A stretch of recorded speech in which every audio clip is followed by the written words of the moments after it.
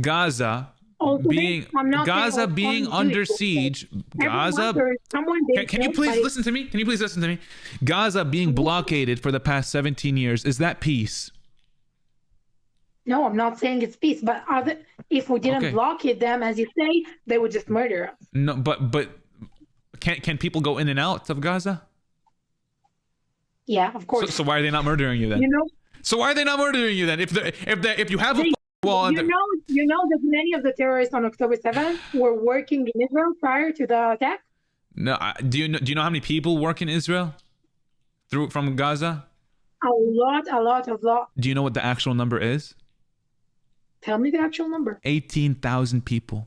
That's 0.1% of the population. That is not majority. That's not majority of this or that. That is 0.1% of the population. Is that peace? Is that peace? Tell me why. Is No, that stop good? saying that. Is that fair?